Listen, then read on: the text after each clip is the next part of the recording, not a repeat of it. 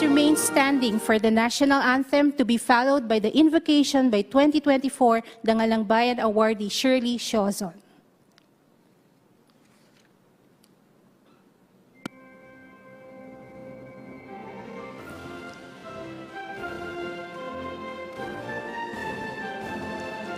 Halab ng puso.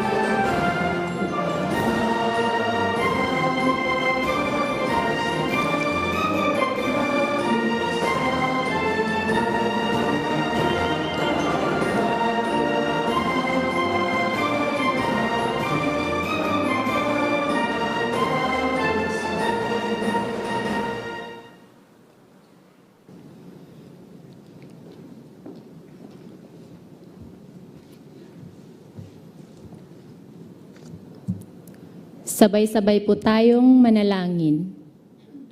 Mapagmahal na Diyos, pinupuri at pinapasalamatan ka namin sa pagkakataong iyong ipinagkaloob upang matunghayan ang iyong kadakilaan sa pamamagitan ng mga taong naglaan at patuloy na naglalaan ng kanilang panahon, talino, at galing sa paglilingkod sa bayan. Ang paglilingkod sa bayan ay isa sa pinakamarangal na halimbawa ng pagmamalasakit sa kapwa. Pagpalain mo ang bumubuo ng serbisyo sibil ng Pilipinas upang maisulong ang tunay na diwa ng pagmamalasakit. Walang kinikilingang edad, kasarian, lipi o estado sa buhay. Taglay ang dalisay na kababaan ng kalooban. Gabayan mo kaming mga lingkod bayan upang mamuhay ng matuwid at masigasig sa pagtataguyod ng kabutihan ng mga mamamayan. Diyos na mapagmahal, kalugdan mo ang namumuno sa aming bayan. Sa iyong mapagpalang kamay, matamunawa namin ang kasaganahan at kaunlaran, kapayapaan at kaayusan. Iadya po ang aming bansa sa lahat ng kapahamakan. Hinihiling namin ang mga ito, aming Diyos na makapangyarihan. Amen. Thank you. May we now be seated.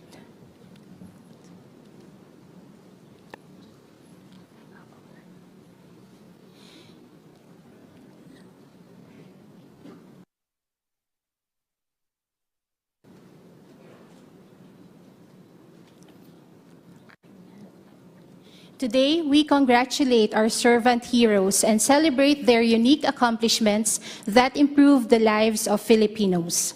We also celebrate the 65th year of the Employee Suggestions and Incentives Awards, established in 1959, from which we have the Honor Awards program, and the 124th Philippine Civil Service Anniversary. To begin our program, may we invite Chairperson Carlo A.B. Nograles of the Civil Service Commission to give his opening remarks.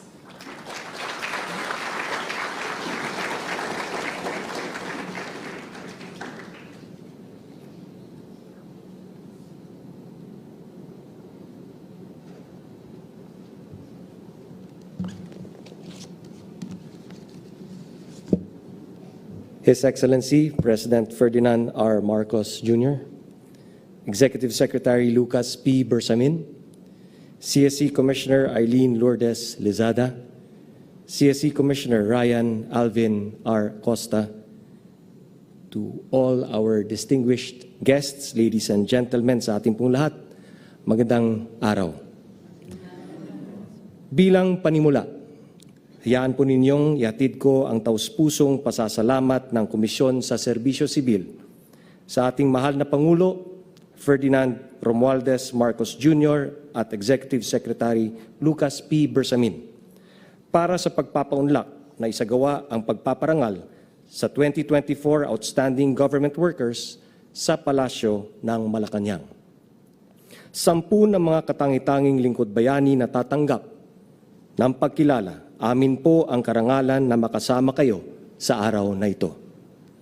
With the members of the Committee on Awards for Presidential Lingkod Bayan and CSC Pagasa, Chief of Presidential Protocol Rachel Quiñones, Mr. Alfredo Antonio Ayala, Mr. Kenneth A. Lingan, Ms. Christine Go, and the Committee on Awards for the Dangal ng Bayan, CSC Commissioner Lizada, Ombudsman Samuel R. Martires, COA Chairperson Gamaliel Cordoba, OP Odesfa Director 4 Julius B. Hapa, we are most honored to present this year's Outstanding Government Workers to His Excellency. The Presidential Lingkod Bayan and CSC Pagasa awardees are fitted for their exceptional and extraordinary contributions that have made an impact on public interest, security, and patrimony. Meanwhile, the Dangal ng Bayan recipients are recognized for performance of extraordinary acts of public service and consistent demonstration of exemplary ethical behavior and adherence to Republic Act No. 6713, or the Code of Conduct and Ethical Standards for Public Officials and Employees. This morning, we honor 25 individual awardees and 4 group awardees. Our celebration today is made even more meaningful as we mark the 124th anniversary of the Philippine Civil Service, which was founded on September 19, 1900, through Public Law No. 5, titled An Act for the Establishment and Maintenance of an Efficient and Honest Civil Service in the Philippine Islands.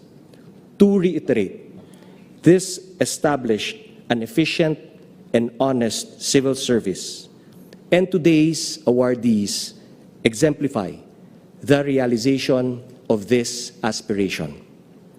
They imbibe the outstanding work, perseverance, and exemplification of the integrity of our country's public sector human capital.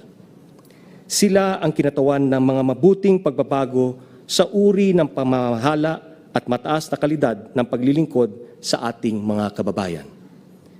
This year also marks the 65th anniversary of the Program on Awards and Incentives for Service Excellence, or PRAISE, previously known as the Employee Suggestions and Incentive Award System, originally established under the Civil Service Act of 1959, but was further enhanced in 1975 by the late President Ferdinand E. Marcos. Through Presidential Decree No. 807, that also designated the CSC as the central personnel agency of the government. Since its inception, PRAISE has been dedicated to recognizing and celebrating the exceptional contributions and achievements of government employees in advancing national development. Ang mga pinarangalan natin sa ilalim ng Honor Awards Program sa mga nakalipas na taon ay nagsilbing mahalagang puwersa sa pagbabago ng pananaw at kalidad ng trabaho ng mga manggagawa ng gobyerno. Dahil sa kanila, mas marami na ang lubos na natutuwa sa mga pagbabago sa paraan ng paglilingkod ng mga kawani ng gobyerno sa mamamayang Pilipino. Ilan sa mga ito ay ang mas mabilis at mas maginhawang aplikasyon sa mga programa, mas madaling paghingi ng social assistance at ayudang pangkabuhayan at pagnenegosyo, mga inisyatibong nagsusulong sa paggamit ng makabagong teknolohiya sa agrikultura at marami pang iba. At sa araw na ito, narito tayo upang parangalan ang mga magsisilbing mga bagong muka ng serbisyo publiko. Ang 2024 Outstanding Government Workers ay magiging inspirasyon sa isusulong at sinusulong ng ating Pangulo para sa mabuting pamamahala at mahusay na serbisyo publiko. Sila ang mga kawani na naglilingkod ng higit pa sa inaasahan. Pinipili ang tapat at may integridad na paglilingkod at nagbibigay ng higit pa sa kanilang makakaya para sa kapakanan ng nakararami. Sa ating mga pararangalan ay isang hamon. Palawigin pa ninyo ang inyong mabuting gawain at impluensya at ibahagi ang inyong mga karanasan sa pagpapatupad ng mga programa at proyekto. Ang layunin natin ay ang patuloy na pag-unlad at pagpapabuti ng ating pagseserbisyo. Gawin natin ito ng may dedikasyon at pagmamahal sa ating bayan. Hindi lamang upang madoble o matriple ang bilang ng mga pararangalan natin sa mga susunod na taon, kundi upang makamit natin ang ating pangarap, ang ating aspirasyon ng isang matatag, maginhawa at panatag na buhay para sa lahat. Again, on behalf of the Philippine government and the proud Filipino people, congratulations to all our awardees and thank you very much to all of you. Mabuhay kayo at mabuhay ang serbisyo publiko. Thank you, CSC Chairperson Nograles. We will now proceed with the awarding of the 2024 Outstanding Government Workers. We have 3 honor awards. The Dangal ng Bayan Award is for an extraordinary act of public service and display of 8 norms of conduct under Republic Act No. 6713. The awardees will receive a trophy, gold-gilded medallion crafted and sponsored by the Bangko Sentral ng Pilipinas, 200,000 pesos cash, and an automatic promotion to the next higher position or equivalent salary increase. The CSC Pagasa Award is given to an individual or group in recognition of their outstanding performance and innovative ideas with local or department-wide impact. They will receive gold-gilded medallion crafted and sponsored by the Bangko Sentral ng Pilipinas, cash reward of 200,000 pesos for each individual awardee and 100,000 pesos for each member of group awardees.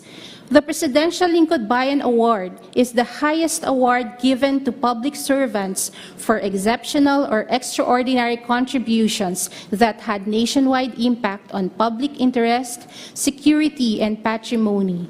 The awardees shall receive a gold-gilded medallion crafted and sponsored by the Bangko Sentral ng Pilipinas, a presidential plaque, 200,000 pesos cash reward for individuals, and 100,000 cash reward for each member of group awardees, and automatic promotion to the next higher position or equivalent salary increase.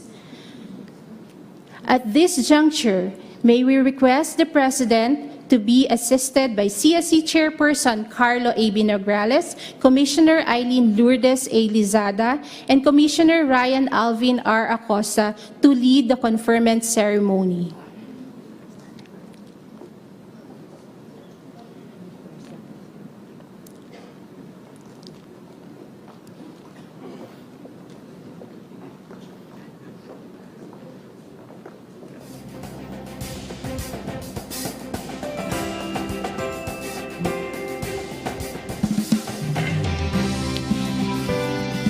'24 Dangal ng Bayan Award. The Dangal ng Bayan Award is given to Ray Maximiano Aquino, Nursing Attendant 2, Baguio General Hospital and Medical Center, for being a reliable nursing attendant, handyman, and health advocate all-in-one, saving BGMH time and resources for hospital equipment repairs and helping dialysis patients with malasakit.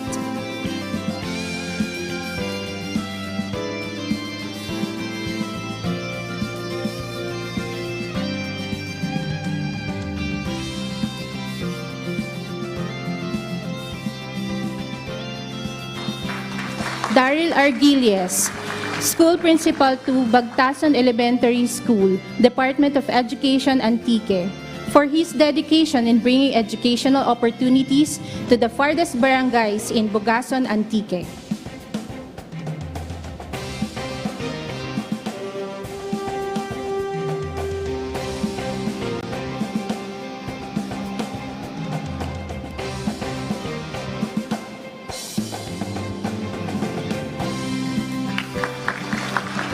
Michael Ike Bertulfo, Administrative Aid 5, Municipal Government of Macrohon, Southern Leyte, for his dedication and comprehensive work in developing and maintaining Macrohon's extensive water work system, demonstrating his exceptional problem-solving skills and commitment.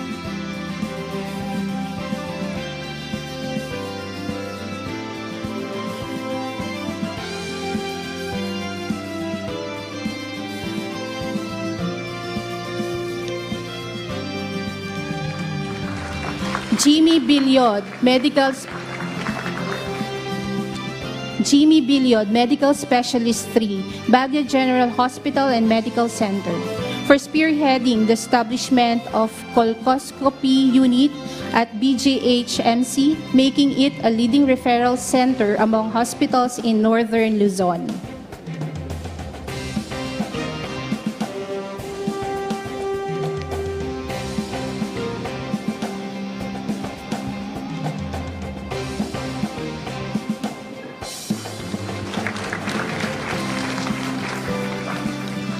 Florentino de la Cruz Jr., Administrative Aid 3, City Government of Baguio, for his readiness and willingness to serve and ensure the best customer experience for Baguio City's library, contributing to excellent library work and significant savings in maintenance.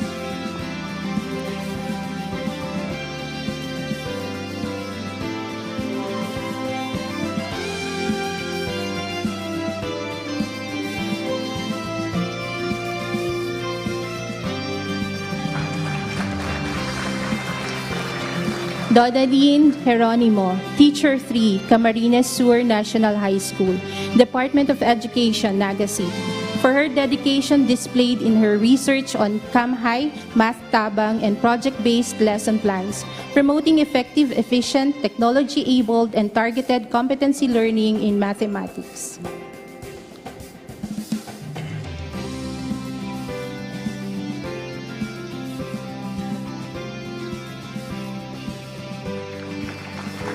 Early Rose Guzman, Administrative Aid 6, City Government of Lipa, for her ingenuity in creating a database that allowed her office efficient use of technology in monitoring and beating deadlines and extracting reports.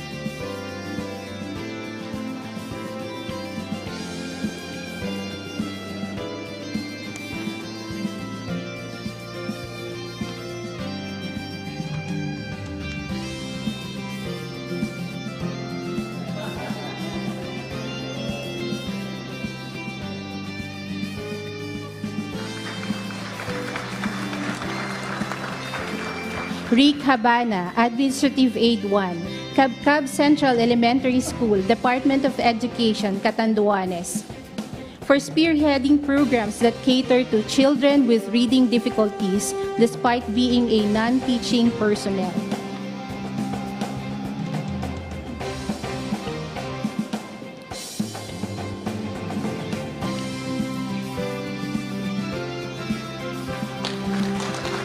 Jezebel Pangaldin, Master Teacher 1, Department of Education, Sarangani, for her significant impact in the lives of out-of-school youth and out-of-school adults, creating the Bahay Pag-asa Community Learning Center to help them finish basic education and achieve their dreams in life.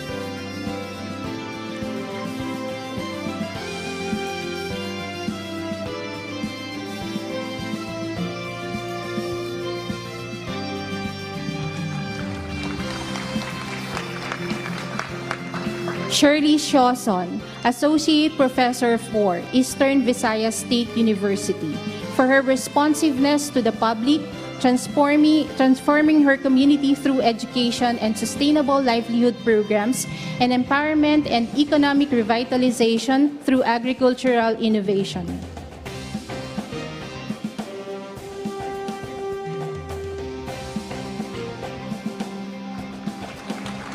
Congratulations to the 2024 Dangal ng Bayan awardees. Civil Service Commission Pagasa Award. The CSC Pagasa Award is given to Anita Andueza, Inspector, Bureau of Jail Management and Penology, Regional Office 5. for her deep commitment to social welfare and justice that challenged jail stereotypes and transformed detention facilities for the empowerment of persons deprived of liberty.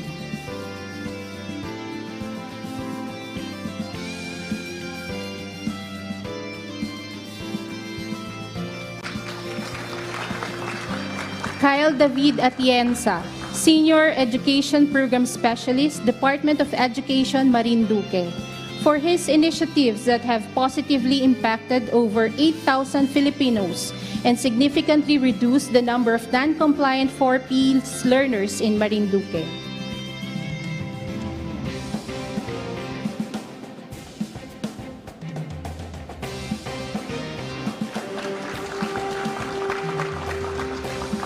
Lordeline Buyo, School Principal 4, Carmen National High School, Department of Education, Davao del Norte, for her exceptional dedication in leading Carmen National High School to become one of the 5 schools nationwide to pilot test the alternative learning system in senior high school students.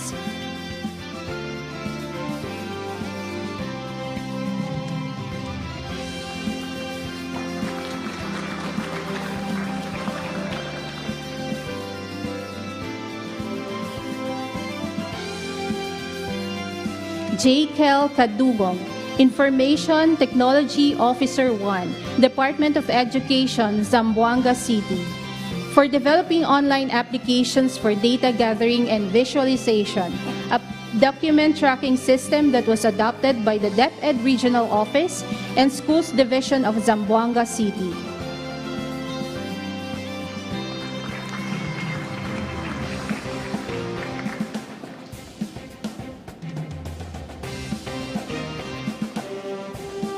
Jasmine Gutierrez, Corporate Executive Officer 1, Social Security System, San Pablo Branch, Laguna, for going beyond her regular duties and developing the Transactions Inventory Management System to standardize and automate the monitoring of transactions and services.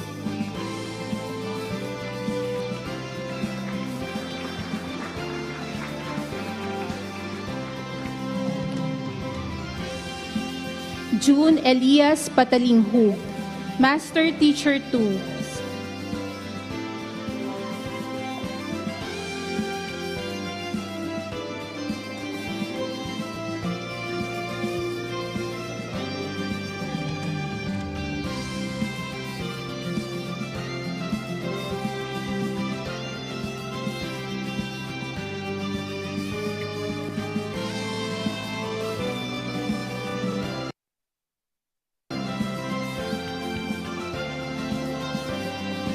June Elias Patalinghug, Master Teacher 2, Ciriaco Mariano Elementary School, Department of Education, Davao City, for his unwavering commitment to advancing education, introducing innovative teaching methods that improved students' academic performance, and garnered multiple awards at regional research congresses.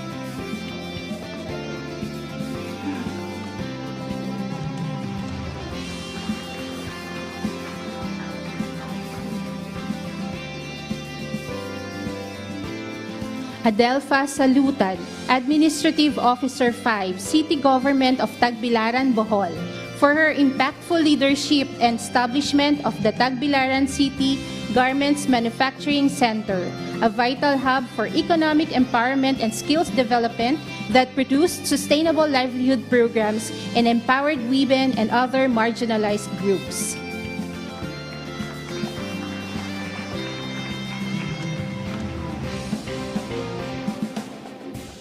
Hector Tabun, Information Officer 3, Department of Agriculture, Regional Field Office Number 2, for his efforts in integrating agricultural extension and community radio to effectively tackle common development goals in Region 2. He was also pivotal in establishing DZDA 105.3 FM, the first educational radio station owned and operated by the DA Regional Field Office Number 2.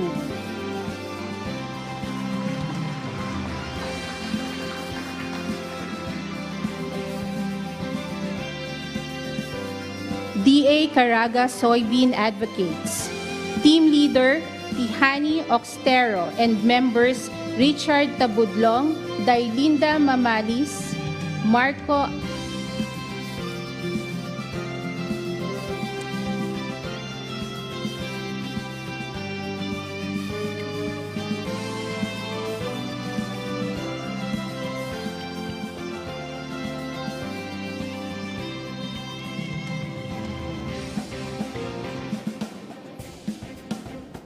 DA Caraga Soybean Advocates. Team Leader Tihani Oxtero and members Richard Tabudlong, Dailinda Mamalis, Marco Antonio Morido, and Annabel Wagas. Department of Agriculture, Regional Office 13. For championing research-based approach on local soybean intervention and production to generate more jobs and reduce import dependence, leading to an 81.62% increase in area planted and bean production of farmers in Caraga, and ultimately contributing to the Philippine soybeans production output. Congratulations to the 2024 CSC Pagasa awardees. Presidential Lingkod Bayan Award.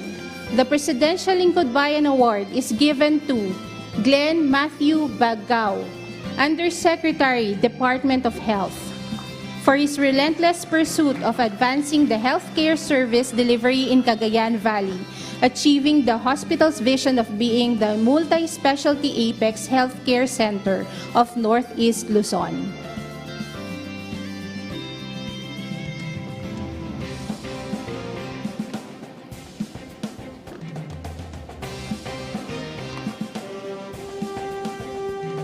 Wilson Batislaon, Municipal Government Department Head 1, Municipal Government of Leganes, Iloilo, for establishing the Leganes Integrated Katungan Eco Park, which is now one of the learning centers for mangrove enthusiasts, scientists, and researchers from across the globe.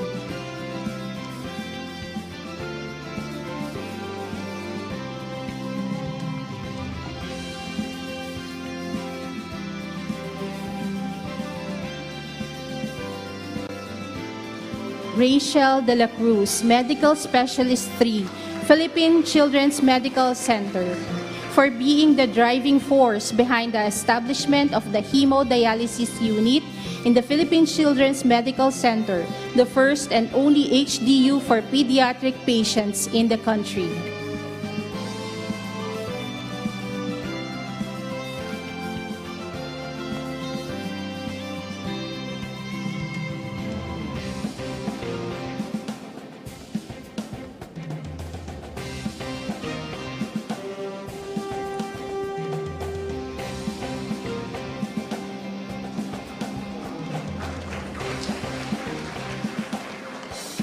Ann Rapunzel Ganzon, Social Welfare Officer 4, Provincial Government of Iloilo, for uplifting the lives of persons with disabilities in Iloilo Province, leading projects, innovations, and initiatives that empower and uphold the health and wellness rights and privileges of PWDs, enabling them to live more fulfilling lives.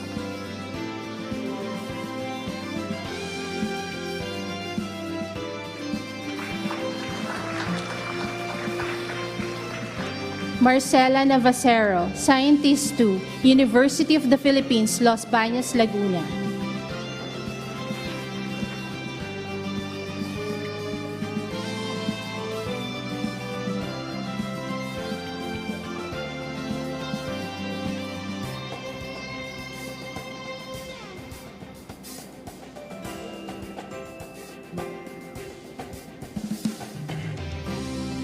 For sharing her scientific expertise in natural pest control and institutionalizing long-term and cost-effective pest management measures that protected the country's coconut, sugarcane, corn and rice industries, safeguarding agricultural productivity and food security.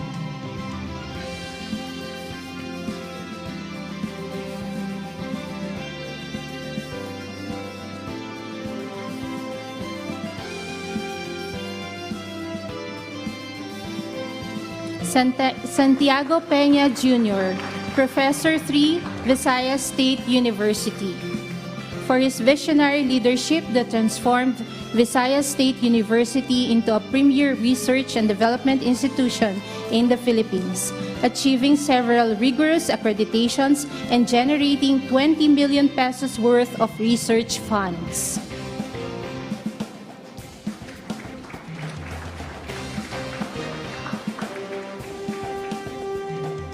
Health Beyond Bars Program, Team Leader, Ruby Matibag. Members, Monica Hipolito, Mayan Rose Malabanan, Maria Eleanor Soriano, and Melvin Escartin, Bataan Peninsula State University. For conceptualizing and implementing the Health Beyond Bars program, a research-based extension program that improved persons deprived of liberties, health condition, and situation through the provision of health education and medical services in more than 25 jails in Regions 3 and 4A.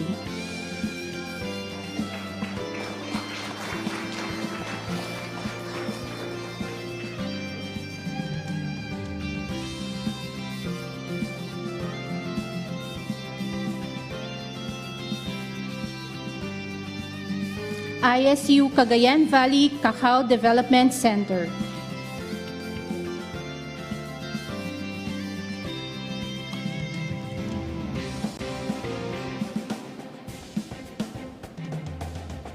ISU Cagayan Valley Cacao Development Center.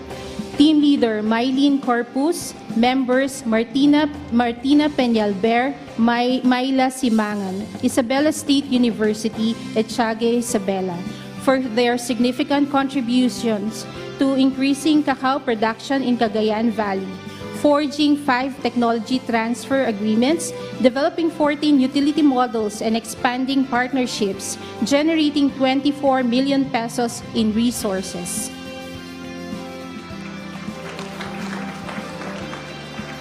PhilGap Champs.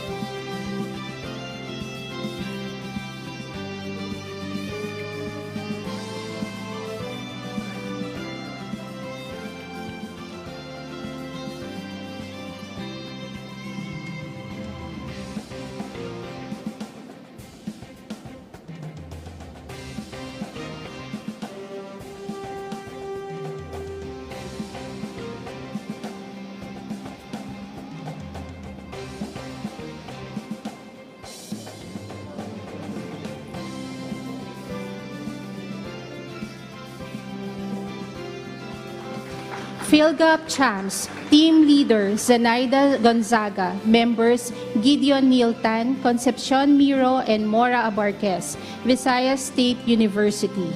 For pioneering good agricultural practices or GAP in Visayas through capacity building of vegetable farms in the region, starting from zero GAP compliant farms in 2019 to assisting 39 farms in Regions 8 and 10 to achieve the PhilGap certification.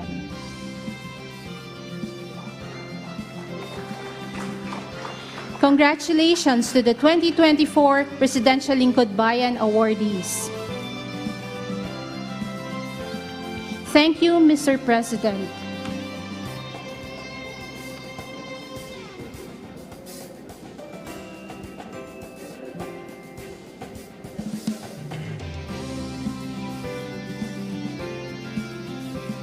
Again, thank you, Mr. President.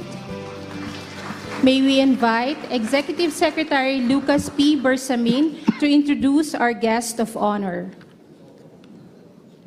Ladies and gentlemen, the President of the Republic of the Philippines, His Excellency Ferdinand R. Marcos Jr. Maraming salamat to our Executive Secretary, Chief Luca Bersamin, for his kind introduction. Will you please take your seats? Civil Service Commission Chairperson Carlo Nograles, and the other CSC commissioners present, Presidential Communications Office Acting Secretary Cesar Chavez, awardees of the 2024 Outstanding Government Workers. I'm sorry, I have picked up what everybody else seems to have, which is a cough and a cold, but it will not slow me down. My fellow workers in government, other distinguished guests, ladies and gentlemen, good morning. And a happy 124th Philippine Civil Service Anniversary to my fellow workers in government. Perhaps in the past, when people hear of quote-unquote government service, they tend to picture long lines, rows of desks, piles of papers, and faces weary from the daily grind. That's still true. That is the kind of atmosphere, this is the environment that we have to work with. However, we all know that the truth is far more nuanced than that image. This is because even when we deal with routine, serving in government can be challenging, exciting, and rewarding, especially when we are at the forefront of something innovative or when we are changing people's lives. We serve because we make a difference. We serve because it is in our DNA. We serve because we love the Philippines. Today, however, we are shining a light on our fellow public servants whose extraordinary acts of service have contributed to the efficiency, to the economy, and to the improvement of government operations and the provision of services. Created under the Civil Service Act of 1959, our annual search for outstanding government workers started as the Employees' Suggestions and Incentives Award System. It was later fortified by my father, the then President Ferdinand Marcos Sr., through Presidential Decree number 807 of 1975, which created the Presidential or Lingkod Bayan and Silangan Awards, the Civil Service Commission or Pagasa Award, and the Agency or Kapwa Award. We continue to administer these National Honor Awards today through the Honor Awards program. It has been 65 years since we began this practice, and while the acronyms and the titles attached to these awards may have changed, the purpose remains the same: to recognize and to honor those who have made an outstanding contribution in the field of public service. We are fortunate to be in the presence of these outstanding exemplars and to hear tales of feats and achievements. And I think you will have noticed that when we were together on stage, we were having some very animated discussions, because I have to say that we are all very, very impressed by the quality of the work that was exhibited by the winners, and no doubt those who did not win this year but will one day do so. The quality of the work and the initiative that people have shown really belies the general image of the civil servant as being a bit of a drudge and being not terribly imaginative, you know, and just going about their very ordinary work and mundane work. Well, this proves to everyone that we know that that's not the case. We know that in our life, every day is different. Every day is interesting. Unfortunately, we have to add to that, every day is hard. But now when we see the different awardees and the reasons why they have been awarded today, I cannot avoid having to express how impressed I am, and I think we all are, by the quality of work. And if we continue with this kind and keep the bar this high, I have, once again, my optimism for the future of the Philippines is like a balloon and goes up higher and higher and higher.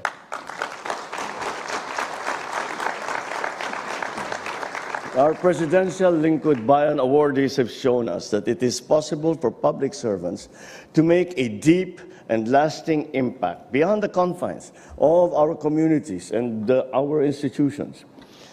One of our awardees, a municipal department head in Iloilo, whose vision drove him to transform a 15-hectare abandoned fish pond into an eco park. His hard work and dedication inspired more than 217 volunteer groups, or 1,000 volunteers, to contribute into planting 150,000 mangroves. Through this initiative, it improved the economy and is engaged to protect the forest, elevated the quality of coastal waters, lessened the damage caused by storm surges, and typhoons. Just a little thing, which started just as an idea in the head, in one's head. And if we are determined to make it happen, to make it work, you will find that there are many people who are also willing to sacrifice, to volunteer, and to help you, so long as they feel that it is in a good cause. Ganyan naman na kasi ang ugali ng Pinoy. Talagang alam niyo yung sinasabi, akala natin kuminsan dahil hindi naman masyadong nababanggit at napakakomplikado na ng buhay, ay yung sinasabi, ang tanging katangian ng Pilipino ay yung nagbabayanihan. And that is where we need leaders such as these awardees to lead the way and to inspire people to come and to do this work. And again, I have always found that there are very, very many Filipinos by nature are helpful. Filipinos by nature love the Philippines. Filipinos by nature love Filipinos. And if it is a very sincere effort that has a very good chance of success, Filipinos will rally behind whatever it is that you are doing, especially if the quality of the work, once again, is the way at the level that we have shown with these awardees. And with all of those, I am sure there are all still so many that are not recognized today, but are doing very important work and are doing making a very big difference in their communities.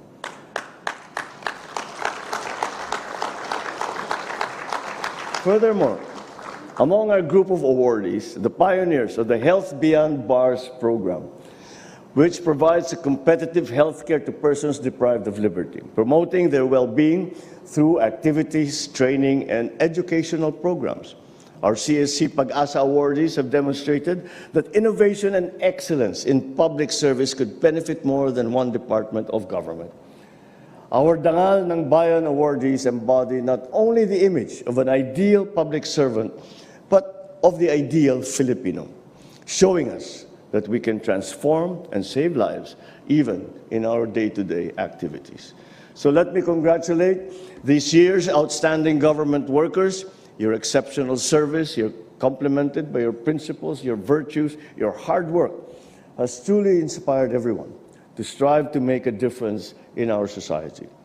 You serve as the pillars upon which our government can draw its confidence and to build its momentum in achieving a Bagong Pilipinas. So let us remember that the impact of our work does not lie in the recognition that we receive or the laurels that we are given. It lies in the hearts that we have touched, the communities that we have reached, and the lives that we have changed. After all, government work is about making our people, our country, and our world better than when we found it. Let us continue to live by our constitutional mandate that public office is a public trust. We should remain transparent, accountable to all our people, and to serve them with integrity, loyalty, and efficiency. So as we push back the boundaries of public service, let us strive to be Bagong Pilipino, one who will make our vision of a prosperous, progressive, and equitable society a reality within our lifetimes.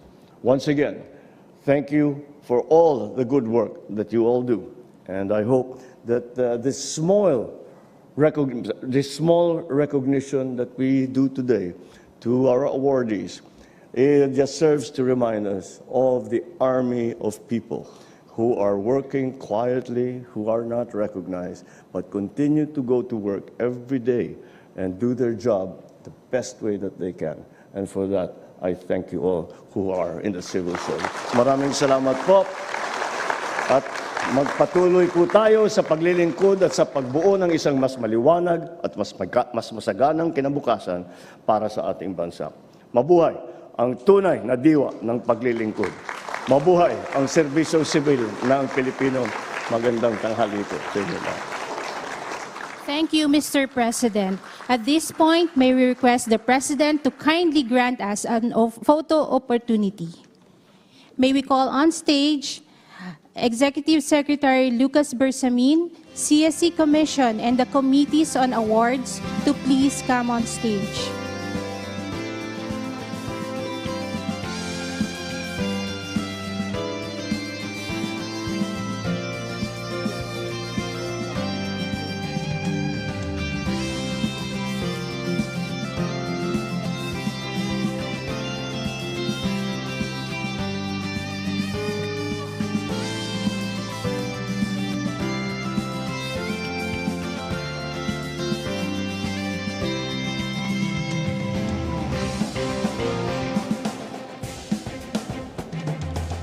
CSC Commission, Presidential Lingkod Bayan awardees, please prepare.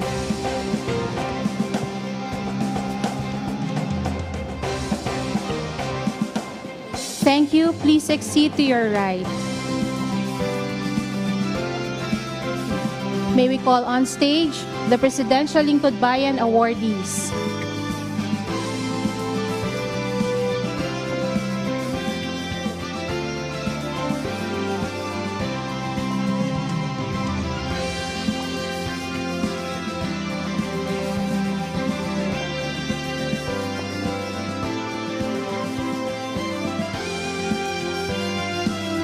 CSC Pagasa awardees, please prepare.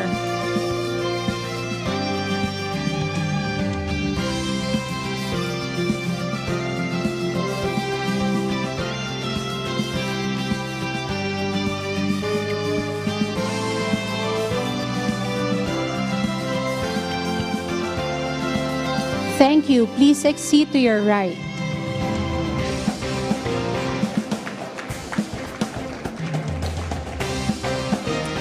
May we call on stage the CSC Pagasa awardees.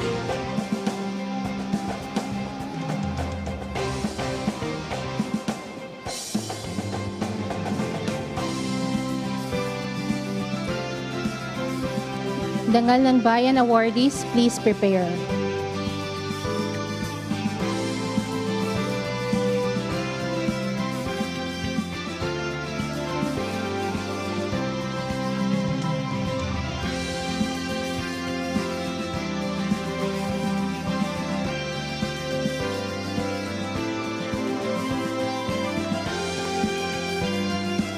May we, thank you. Please exit to your right.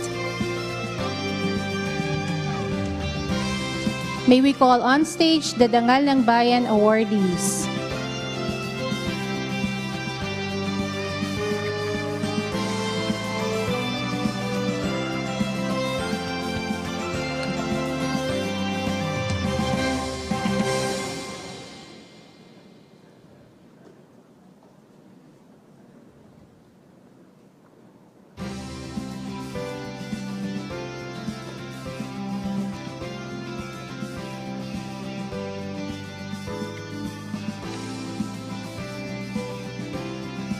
Thank you. Please exit to your right.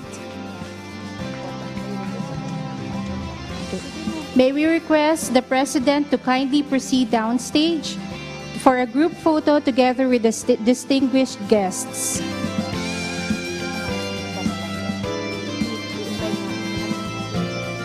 May we invite all the awardees and guests to join us in the group photo.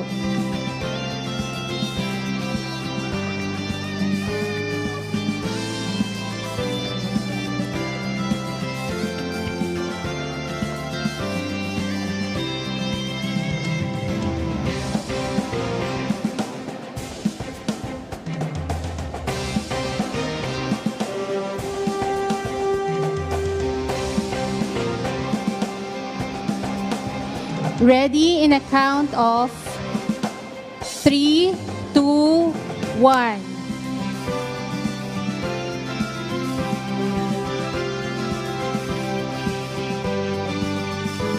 Thank you, Mr. President. That ends our photo opportunity. That concludes the awarding of